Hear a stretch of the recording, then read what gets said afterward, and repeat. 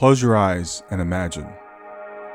What if the things in life that cause us the greatest pain, the things that bring us grief, are challenges? Challenges designed to help us grow, to ultimately become what we were always meant to be. We feel like we've been buried, but what if, like a seed, we've been planted? And having been planted, we grow to become a mighty tree. Now, open your eyes. Open your eyes to this way of viewing life. Come with me as we explore your true, infinite, eternal nature. This is Grief to Growth, and I am your host, Brian Smith. Hey there, welcome to Grief to Growth. I'm your host, Brian Smith, and whether this is your first time tuning in or you're a longtime listener, I'm so glad that you're here. The show's about navigating the toughest parts of life, like grief and loss and personal transformation, while we explore the bigger questions of who we are, why we're here, and where we're going. Today, we have a truly inspiring guest with us. Her name is Debbie Weiss. Debbie's someone who knows what it's like to face life's toughest challenges and still chase your dreams. With over 60 years of experience in resilience and reinvention, she has lived through caregiving, grief, and personal transformation, emerging stronger and more determined than ever. She is the best-selling author of On Second Thought, Maybe I Can. I love that title. And co-author of the Amazon bestseller, Heart Whispers. Her latest book, The Sprinkle Effect, A Guide to Living a More Colorful and Fulfilling Life, is all about breaking free from limitations and embracing a brighter future. Beyond writing, Debbie is a Canfield certified trainer in the success principles, an entrepreneur, an inspirational speaker, a dedicated family caregiver, and the host of the Maybe I Can podcast. So in today's conversation, we're going to dive deep into the unique challenges of being a caregiver, whether it's for a spouse, a parent, or a child. We talk about how anticipatory grief affects us before our loved ones even pass. We'll talk about the guilt and emotional complexity that can follow after loss. We'll talk about her writing her memoir while her husband was dying and it became an unexpected lifeline. We talk about the power of resilience and shifting from a victim mentality to a mindset of possibility. So Debbie's journey is proof that even in the darkest moments, there's still room for hope, for healing, and for growth. So if you've ever felt stuck in grief or wondered how to move forward, you really won't want to miss this conversation. So with that, I'd like to welcome to the podcast, Debbie Weiss. Oh, Brian, thank you so much for having me. And just listening to that introduction is like, oh, yeah, wow, I did do that. And that has been my life. Yeah, absolutely. I love the title. I love the title of both your books, but I really like the title, Maybe I Can, because I think we've hit that point, right? When we go through something so devastating that we couldn't even imagine that it could happen, and then we get through it. So tell us about, first of all, I always like to start off, tell us about your loved one. Tell us about your husband. So my husband, Gary, he passed away a little over 2 years ago now. And, you know, we were married for almost 30 years. We worked together for over 20 years. Mhm. And so we were, together 24/7. And just like any couple, we've certainly been through our ups and downs. And the last several years of his life, he really struggled with mental illness besides a lot of different types of physical illness. And even though his passing was expected because 6 months prior, he had received out of the blue, unrelated to any of his other physical problems, he had received a terminal blood cancer diagnosis. Even when you think you're prepared, you're not. Yeah. Yeah. So you were together for quite a while. You said you worked together 24/7. What was the business you were doing? So I am an insurance agent. I have my own insurance agency, Okay. and he and I came from two completely separate fields and careers. We were only married for a year. We moved from New York to New Jersey, and even though it's neighboring states, where we lived in Long Island and where we moved to in New Jersey is a part of New Jersey that's much more rural than what we were used to. So we kind of turned our lives upside down and Hmm. then opened up this agency where we had no clue what we were doing. No Yeah. clue. And the first 2 years, he probably quit or I fired him about 6 times because, our marriage was more important and the stress of everything, everything was new, everything. We had no idea what the heck we were doing. We had quotas over our heads. Life was extremely stressful and we didn't know how to work together, Mm-hmm. And in the end, we figured it out. We would each say, go to your room. We had, each had our own offices on, I mean, it was a small office, but on opposite sides of our main office. Mm-hmm. And, that's what it was. Go to your room. And eventually we figured out each of our own niches in the business. And so that worked out. Yeah. We did have our moments, but it worked out and it wound up to be the best thing that we ever did because we made that move. I will get to it, but I was a caregiver to my dad for 30 years. Oh, wow.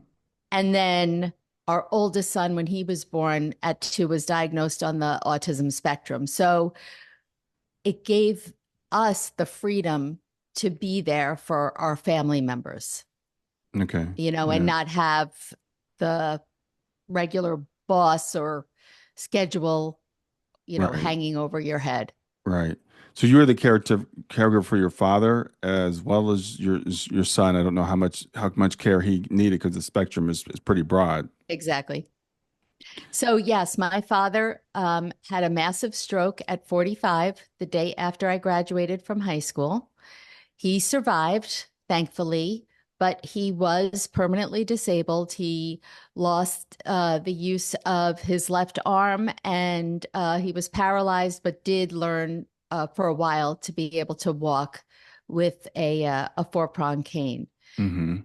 but could never work again. And at the time he had the stroke, my parents had been having marital problems. And so once my dad had gone through the first couple of years after the stroke, and, medicine was a lot different. This was 1981. So a lot different than it is today.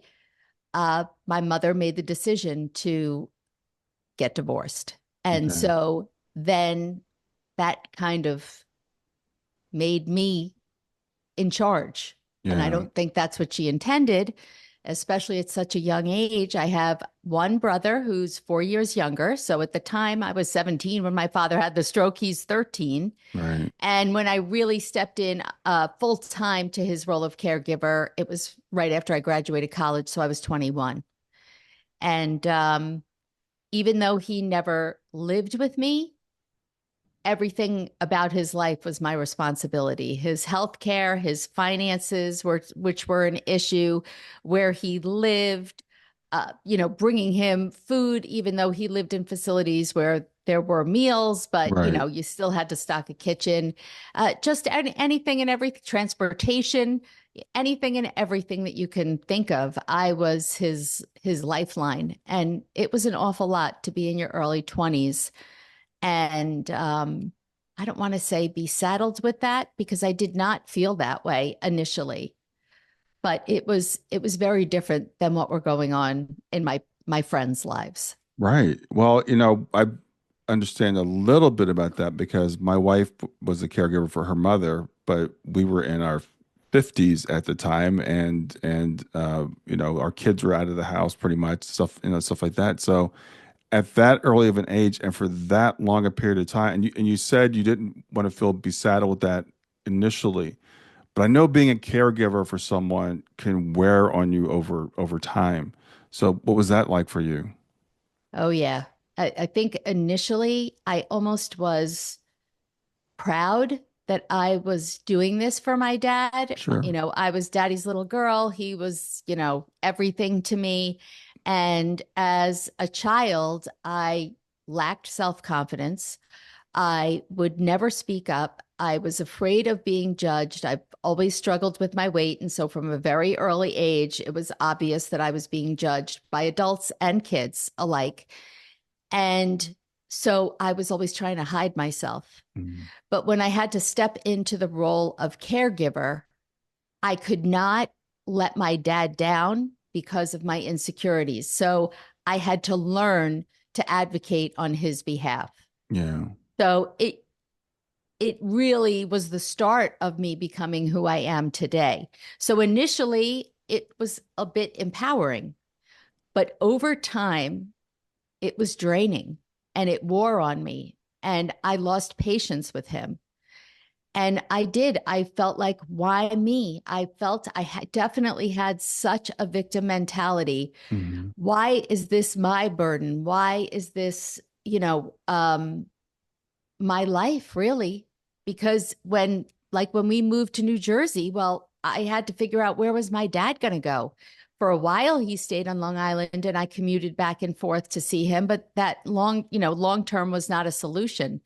And back in those days, he was living in an independent facility at the time. And those types of facilities were very few and far between, not like today where there are a lot more of them. So it was very, very difficult. Over time, I resented it. I mean, I knew it wasn't his fault. Obviously, he didn't want to have a stroke. He didn't, want me to have this burden, but I did. I grew to resent it. And, the more I got into my life with other pressures and stressors that come with life, this was just one more thing that really just weighed me down. Hmm. And I was just in, I think, automatic pilot mode and just kind of getting up every day, trudging through, doing what I had to, figuring out, okay, what do I need for my dad? What do I need for the office? What do I need for the kids? What do I need for everyone? And just dropping into bed every day, every night and just ruminating over, oh gosh, what's tomorrow going to bring? Yes, and you've been a caregiver for both a parent, a spouse, and a child. Did you ever think like, wow? And I think you just kind of said this. Why me? Why do I have to keep going through this? I would imagine that would be overwhelming.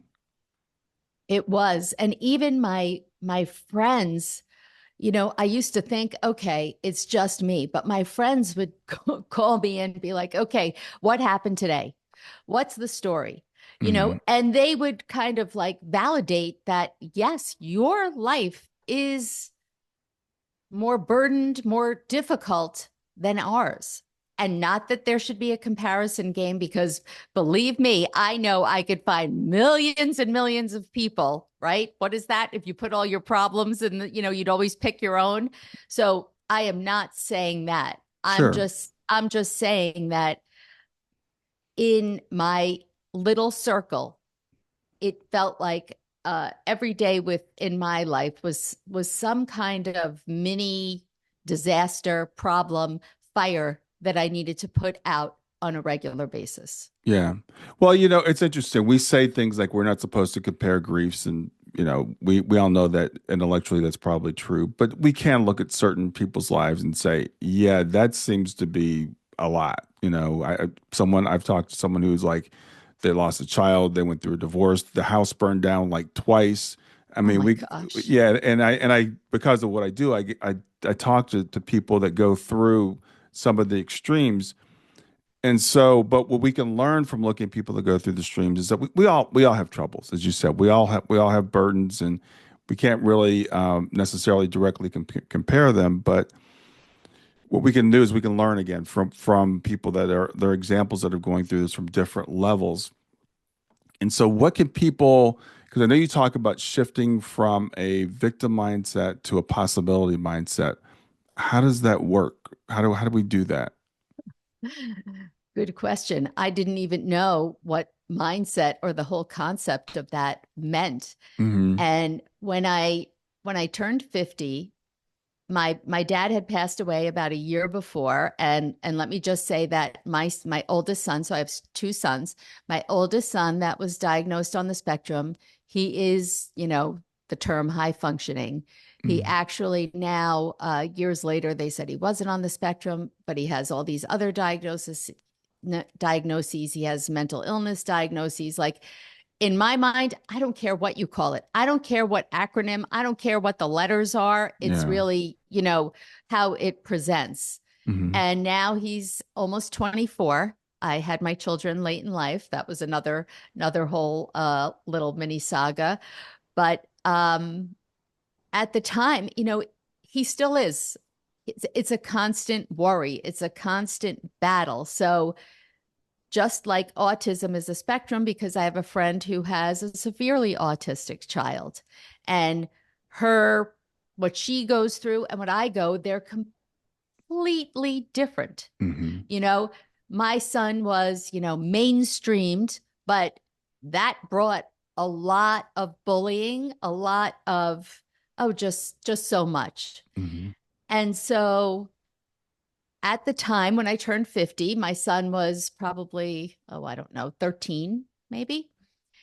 And, I also, like I said, I have a younger son, and, all parents know what it's like to just, I don't want to say just be a parent, but that alone, right? I mean, you're giving yourself over usually to your children, your time and your energy and all of that.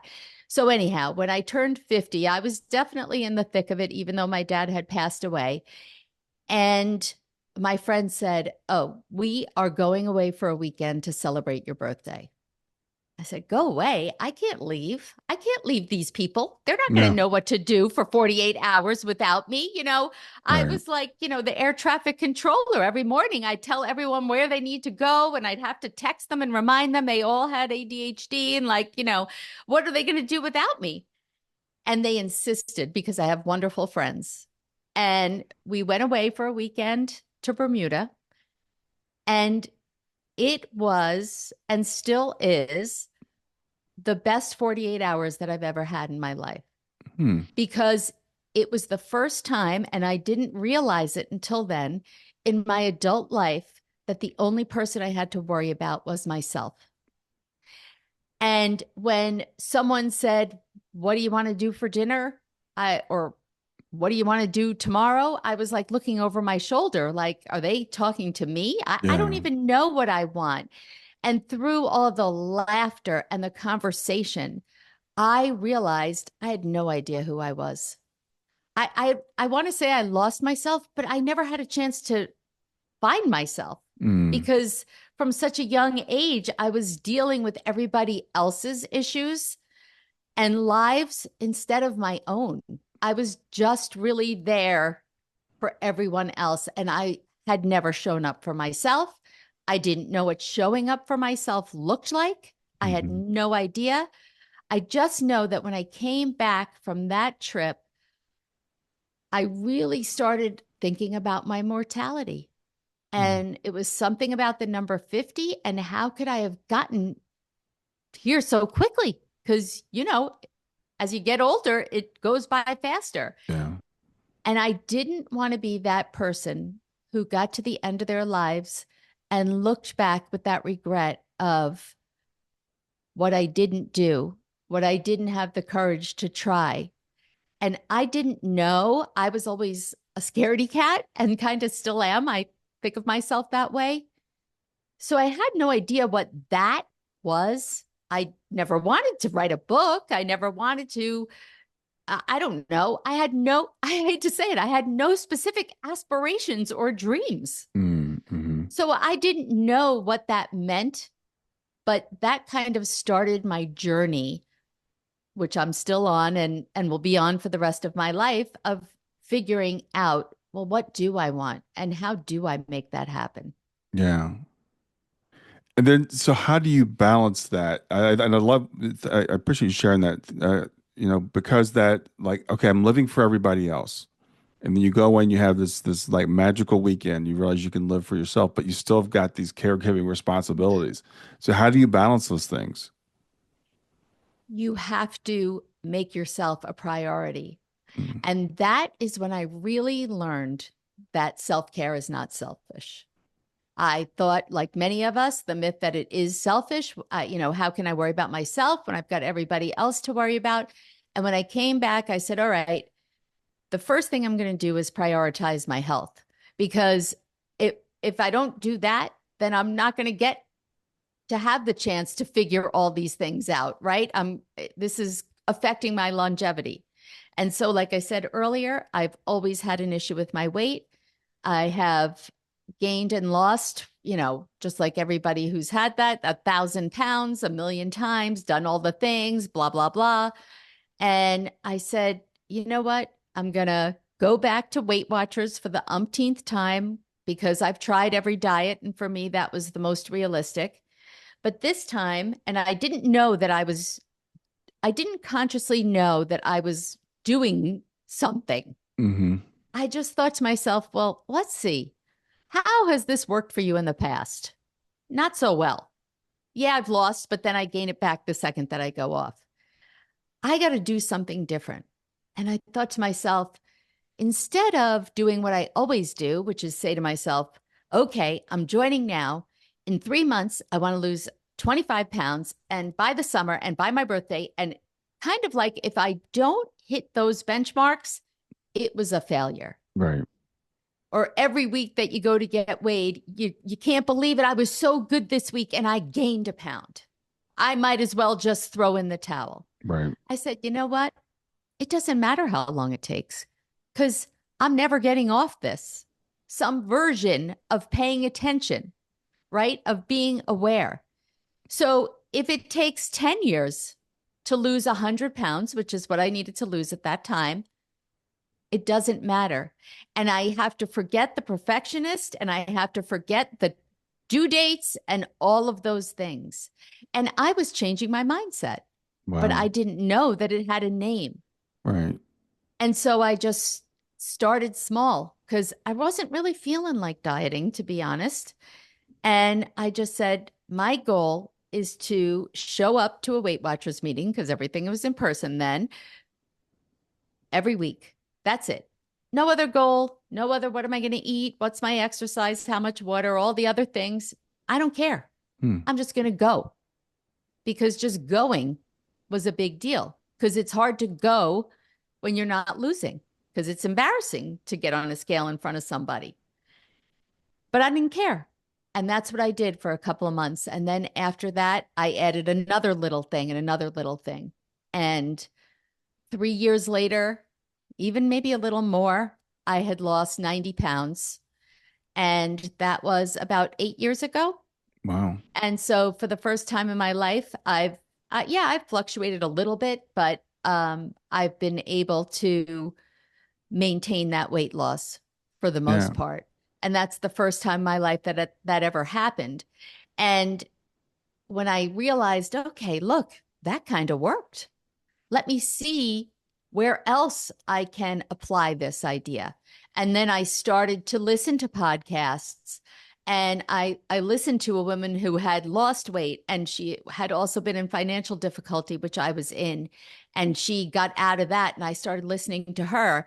And I remember I took a leap and spent like $1,200, which was ridiculous when I didn't have any money, to take one of her courses. And I thought, she's going to give me the answers. That $1,200 is going to be the best $1,200 because she's going to tell me what to do and how to maintain this weight loss and how to get out of debt and make my life wonderful. And when I started the course, I'm like annoyed because she's not telling me. She's asking me questions that I should be asking of myself. This was a group course. I'm saying she's asking me, but Right. it was a recorded video thing. I wasn't having a personal conversation with her. And it took me a while to kind of get rid of my annoyance because having that buyer's regret, like, oh my gosh, I needed that $1,200 to realize that she was just giving me the tools that every change, everything had to be unique to me. And I had to answer those questions because her answer and your answer and each of our answers would be different. And that's when I started to, and I always hated the term do the work, but I don't know how else to say it. Yeah. That's what I did. I started really trying to understand myself. I remember one of the things that I found so overwhelming was describe your perfect day. My perfect day? I don't know. What's your perfect life? I don't know. I never thought about that. like I said, I had no particular dreams. And when I started to explore that, it kind of like opened up a possibility of, and this actually is not why I named my book this, but it was like, well, wait a second, maybe I can have this life. And for me, I'm a CPA. That was my first career. Like I was a little black and white thinker.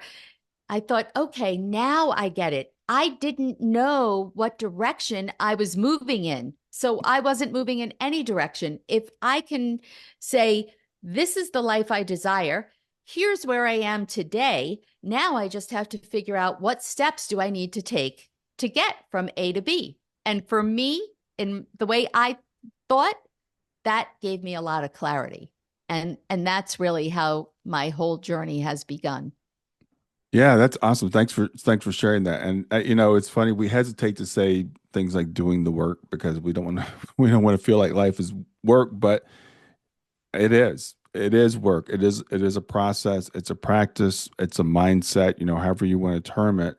And it's really interesting because as you're telling that, I'm like, we look for answers outside of ourselves. We'll go find an expert. We'll go find a guru. We'll go find a program. We'll go find, whatever.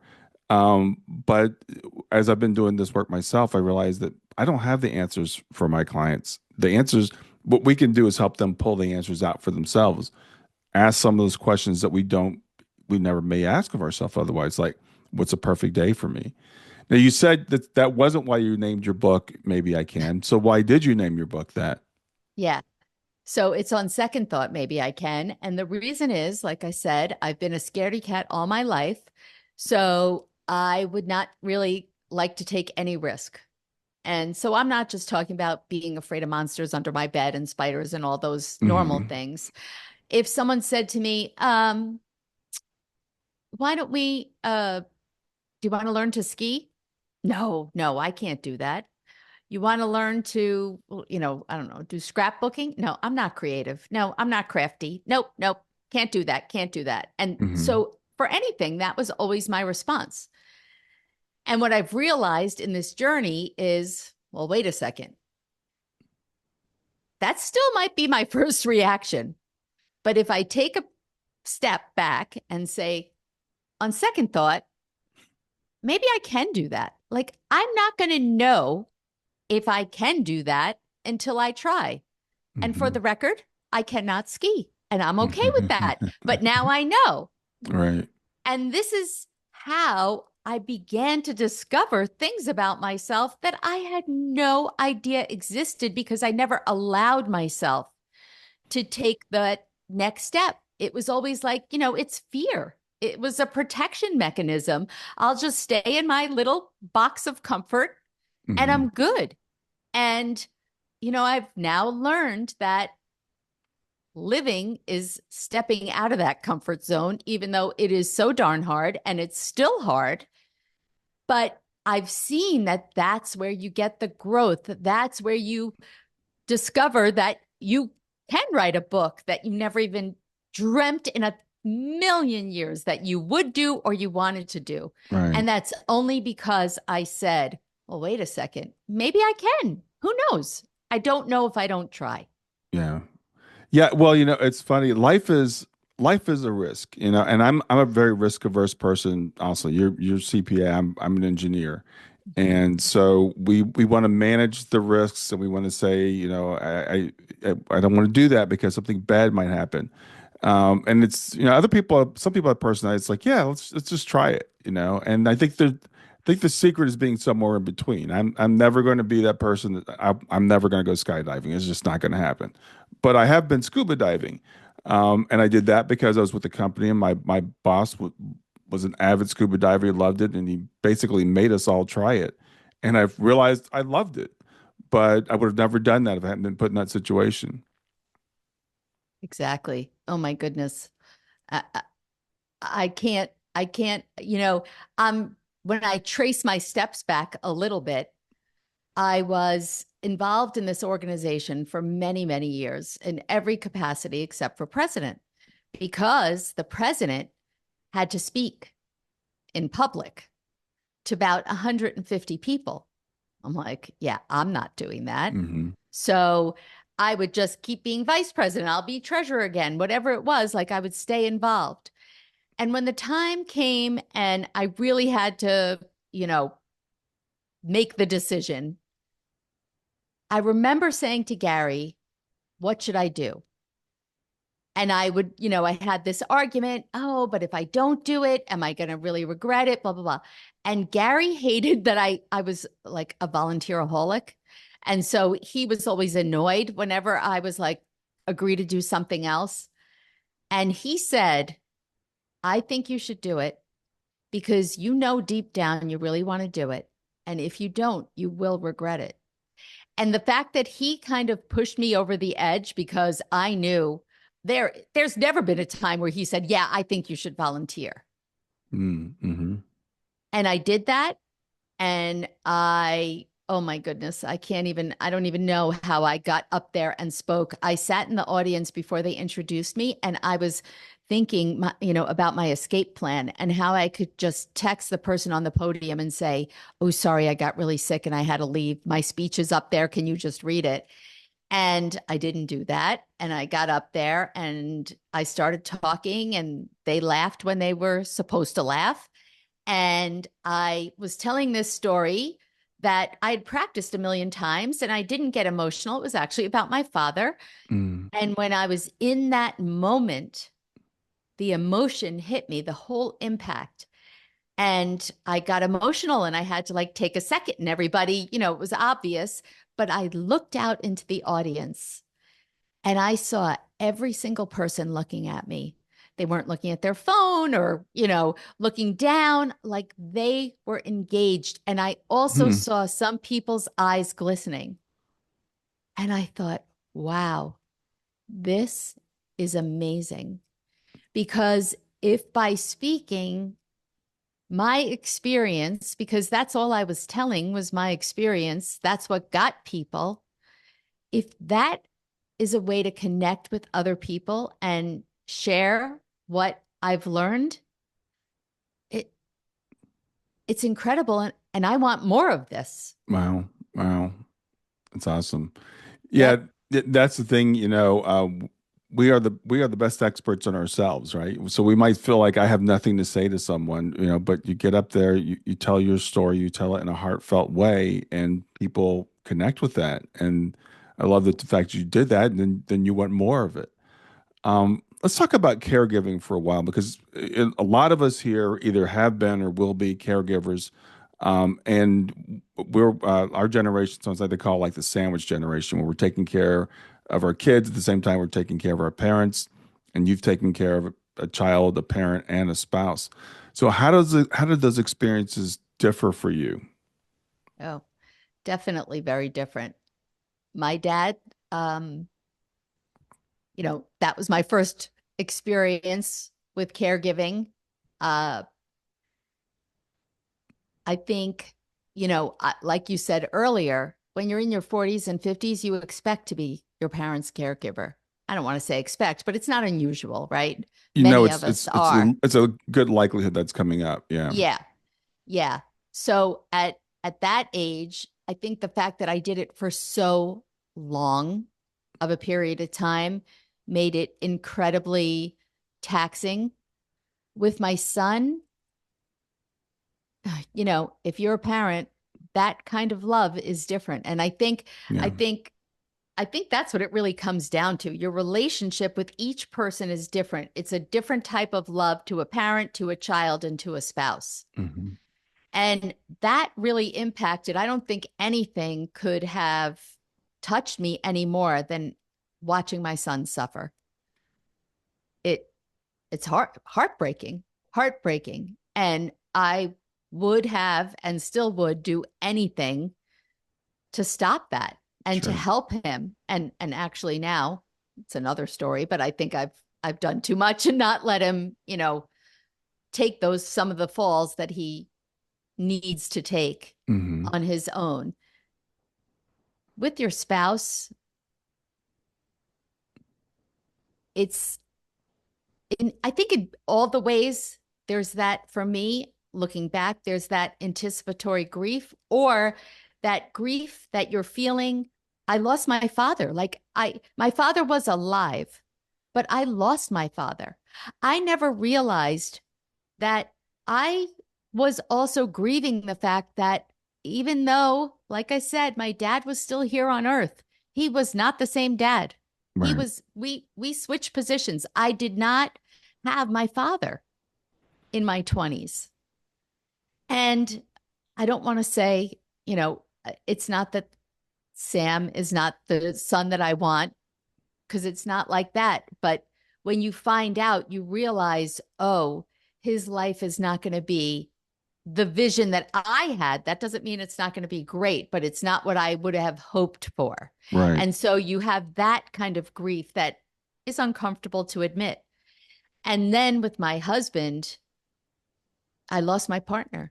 I lost my partner. He was still here. He also not the same person. He also struggled, like I said earlier, with mental illness. That's a whole other conversation, and really the toughest thing that I've had to deal with in all of my caregiving. Mm. And he was gone. And not only was he gone, because specifically, I believe, of the mental illness, he was not easy to take care of. Right. Yeah. And it was a very unhappy household. Yeah. I think mental illness can be harder to deal with than physical illness. Totally. I have mental illness in my family, and we see someone they're missing a leg or they have cancer. We know, okay, well, they can't walk because they don't have a leg.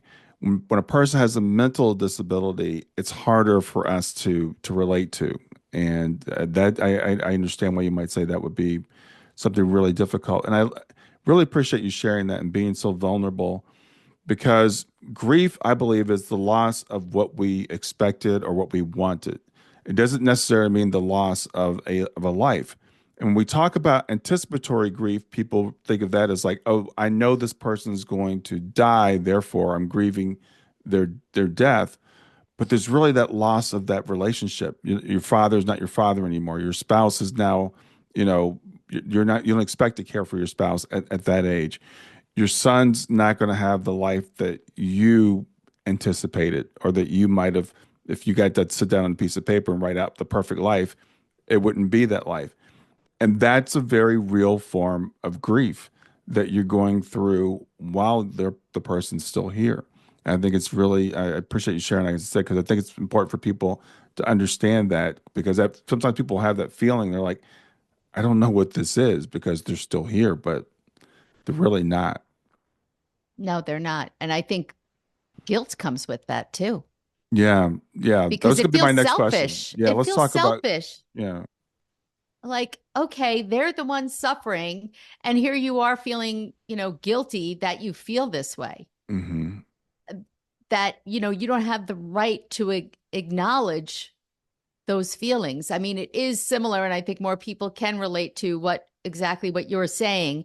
And I can think of it with Gary. I remember once he was diagnosed, all I was doing was Googling. His oncologist wouldn't give us, give me something, give me something. I just want something finite because, I'm an accountant and I need to know. And Right. obviously they can't do that. Um, and so when I didn't know, like I said, it kind of happened suddenly. So it was not really expected at that time, Hmm. even though I knew it was coming.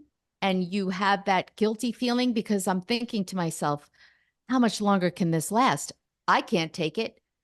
My kids can't take it. And he is suffering so Hmm. that it's cruel, Yeah. right? So, and then you feel so guilty. You feel so guilty for even having those thoughts, because you're thinking, well, it's not like I wish that he would die, Right. but I kind of do. But it's a really, I think, complex, difficult feeling. And when you learn that everybody goes through that, when it's not a sudden death, after caregiving, whatever it is, then I think you're able to take a breath and let yourself off the hook, because you're Hmm. not a bad person. Your Yeah. feelings are natural and Right. common. Yeah. Thank you again. Thank you so much for sharing that because we beat ourselves up and we say there's something wrong with me. This is an evil thought. This is a thought I shouldn't have. And I would say every emotion is valid. You need to feel it, let it go through. You're having it for a reason. And we can beat ourselves up so badly. And I've heard people say that after someone passes that's gone through an extended illness or something, when they feel relief, because the person's no longer suffering or you no longer have, then you feel guilty for feeling the relief. Oh my goodness. Absolutely. Absolutely. And you feel relief on one hand. At certain times, I remember right after Gary died, the room I'm sitting in right now in my house, this was a room. It was originally an office, and Hmm. then he couldn't get up the stairs, so we turned this into a bedroom. Hmm. And after he died, my brother who lives in Ohio, so he stayed with me a little extra time. And in that time, literally, I don't Gary hadn't even been gone a week. We fixed this whole room and changed it. Hmm. And I felt kind of that people were judging me like, wow, you got rid of him really quickly. Yeah. But one, it was out of necessity because my brother is not here and I didn't really have anybody else who could like do all the physical heavy lifting. But two, it it kind of brought me comfort to be able to come to this room where I felt Gary, Hmm. um, and use it for a different purpose. Yeah. Yeah. You know, That's so um, important. After our daughter passed, she was 15, and so people would ask like, at what point do you change the room? At what point do you repurpose the room? And then like the answer is different for everybody. Uh, some people might need the space. Some people feel like they want some new energy in there. Doesn't mean you're getting rid of your loved one. Moving their stuff out is not getting rid of them. They will always be with us. So again, you have to turn within for those answers, and we have to stop trying to worry about what other people are going to think because people can judge you either way. Shayna's room is still pretty much the same as it was 10 years ago. We've given away a lot of her clothes and stuff like that, but her furniture's still in there, and it's still her bookcase is still in there, and her books and stuff. And some people might say, "Well, you're holding on to her. That's not good. You're obsessing over her, or whatever." So people are going to judge no matter what you do. So do whatever feels right for you. I do agree with that. I do definitely agree with that. It's just like now at this point, people are saying, well, are you going to date? Yeah, yeah, And that's a whole other interesting category, and also interesting how people judge how quickly or how slowly that happens, or if yeah. it happens. And, I'm on some Facebook groups where even I'm like, oh my gosh, how do they do it so quickly? Like 3 months later, they're dating. That just seems, but you don't know. Every circumstance is different. And I'll know, and I'm getting there. I'll know when it's right for me. Hmm. Not because, oh, the 2 year mark is passed. Boom, get yourself on some dating app. No, maybe I Yeah, never want to date. Maybe I don't know. I yeah. don't know. It's nobody else's. It's hard because I do think that there is a lot of judgment, and it's just like everything else. Until you go through it yourself, you just don't know what it feels like. You can try, Right. but you just don't know. Yeah, You it's don't interesting. know. Yeah, having this conversation right now is really interesting because I've got a friend, I've known him for 26, 27 years, I guess now. And his wife passed away suddenly 4 years ago, and she was like not even 50. And so, again, 4 years ago, so we just went to his house for dinner like 2 nights ago, and his new girlfriend was there. And I remember when I heard like, oh, he has a girlfriend. I'm like, how long's it been since she passed? And my wife goes 4 years. I'm like, oh wow. First of all, I didn't know it was 4 years. Yeah. Because it doesn't feel like that to us. And then there's this person you've seen only with this other person for so long, and it's a weird thing. But what I realize is like I have no idea what I would do, because if you're like in your early 60s and stuff, you might be here for a long time. You might be here for another 25, 30 years, you might want to date again. So again, I think from the outside looking in, I just have to say, I don't know what I would do. And so it's not my place to have an opinion one way or the other. And even if you think you know what you would do, you know how many times I said before he was sick, oh, yeah, if anything ever happened to him, I am done. Like, I am done with this Yeah, whole, I'm good. right, But then, well, like you said, I'm 61. It, is that what I want? I don't know. I don't think so. right. So until you're there, even when you think you don't know. Yeah, I completely agree with you. So you decided to write your memoir though while your husband was passing, was transitioning. So what was the reason for that, writing it then, and what did you learn from going through that process? Yeah, so it wasn't a conscious decision like, oh, this seems like a great time to try this at all. Hmm. I had been uh through the couple of years prior, everyone kept saying, once I realized that I had something to share, people would say, oh, you should really write a book. Now, how many times has everybody heard that? And you say, oh, yeah, yeah, yeah. Because I really was like, yeah, yeah, yeah, that is never happening. But something, it was like, the universe kind of lined up and it kept coming up more and more. And one day I was listening to a podcast, one I don't listen to regularly. And the woman's guest was someone who helped first time authors get their stories out there. And listening to her, I liked her. And I thought, oh my goodness, this is like for me. This is a sign. I have to get in touch with this woman and just see where this leads me. And I did, and I liked her. And she was launching a course for first time authors to learn because, like I said, I didn't know anything. And I was scared to take the course, right? Because this was way out of my comfort zone and I had all these limiting beliefs. And I was like about to take the plunge, and my husband got the diagnosis. Mhm. And I was talking to a therapist at the time, and I said to the therapist, I'm mortified that I'm even like thinking about such a thing when we just got this news.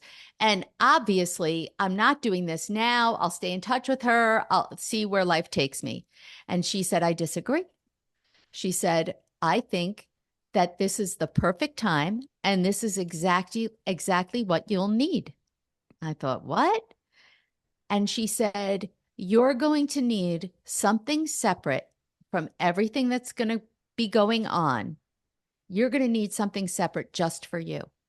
And I said, well, what if I can't go to the, online class group every week? And what if there's homework and I don't hand in the homework? And what if? And she said, who cares? And I thought, oh, I guess so. Who cares? Hmm. And so I signed up for the course.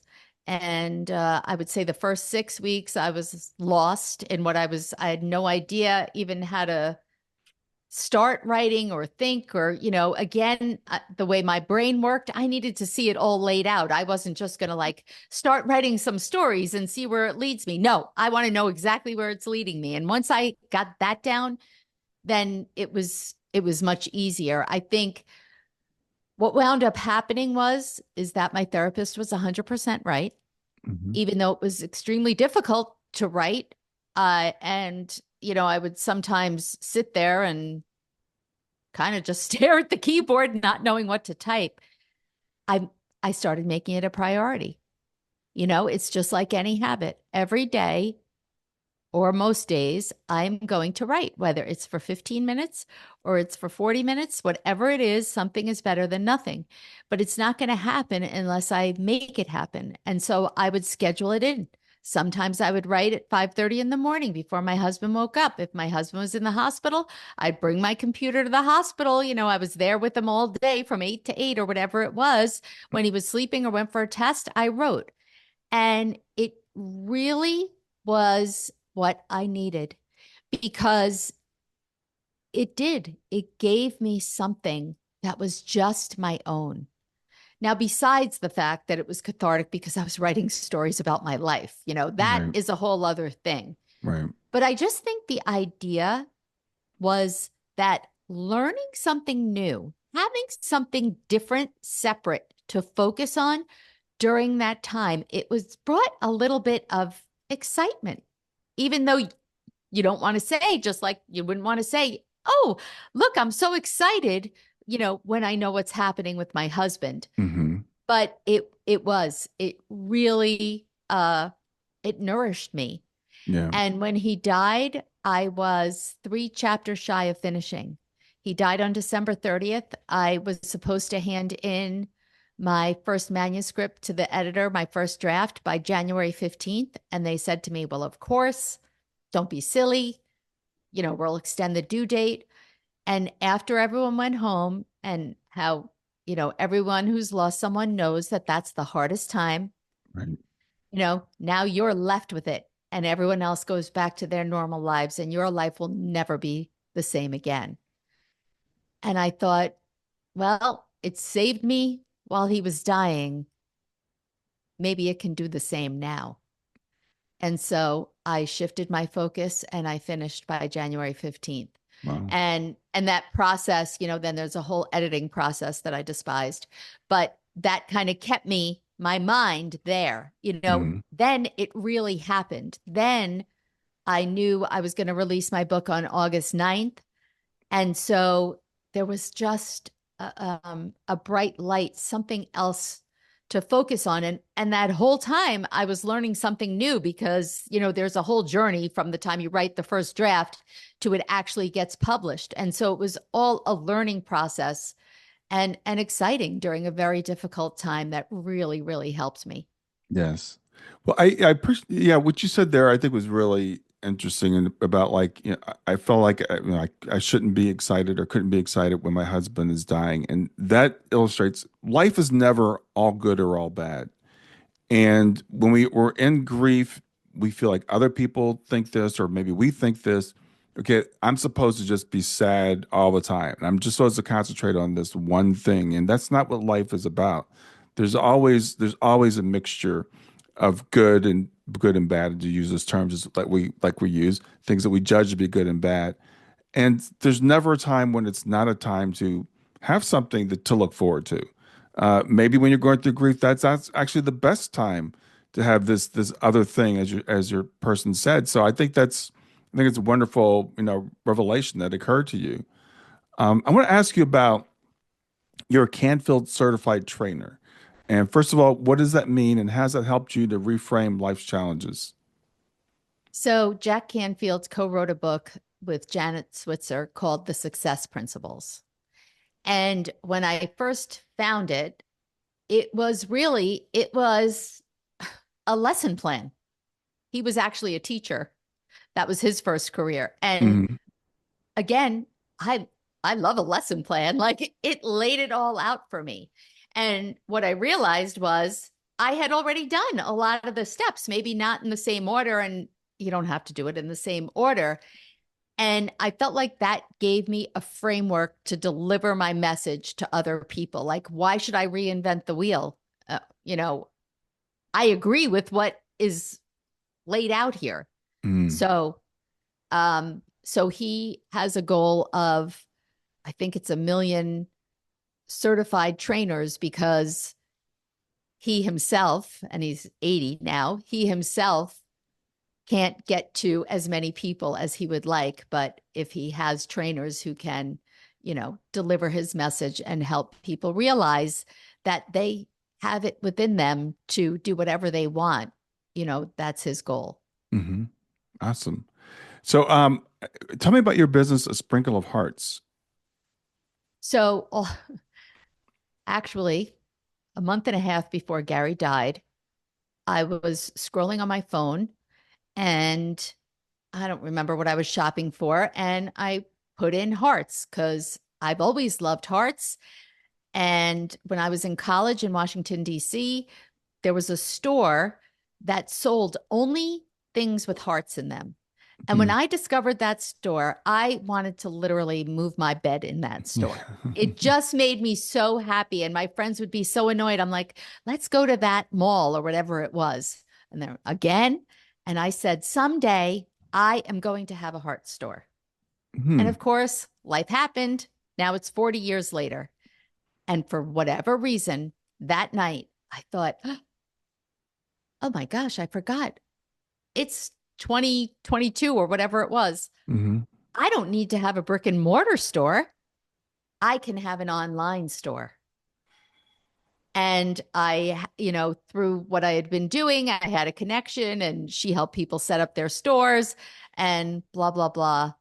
Actually, on the same day the book was due to the editor, the store opened because I wanted it to open a month before Valentine's Day. So it opened on January 14th, 2023. Oh, wow.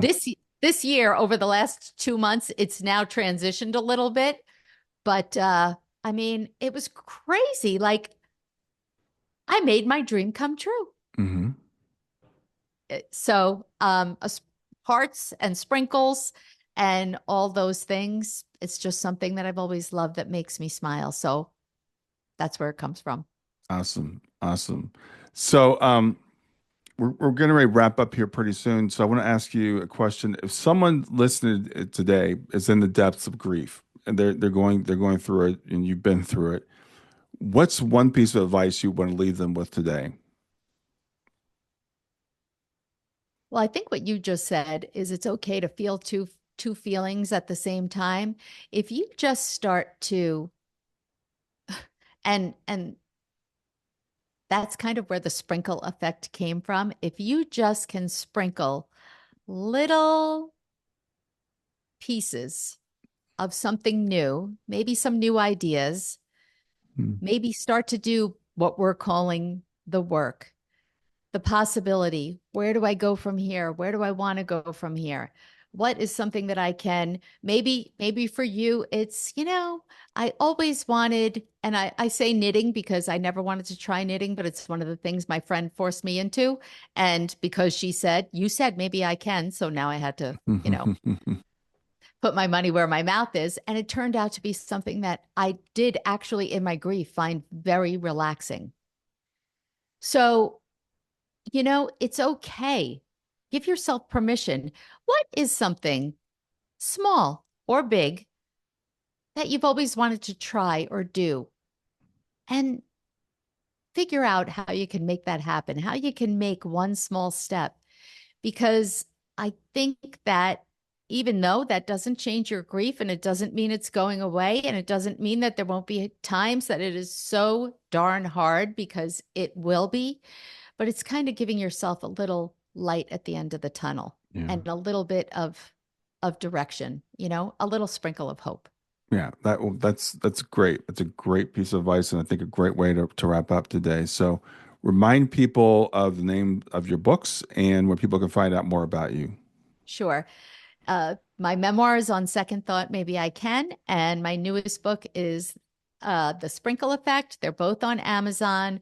Or this is how my website changed. I have two websites. One is a sprinkleofhearts.com, where my Hmm. books are for sale. And then I also have my own website, debbieweiss.com. And there's links there too. Awesome, Debbie. It's great to meet you today. You Enjoy the rest of too. your day. Same to you. Thanks for having me.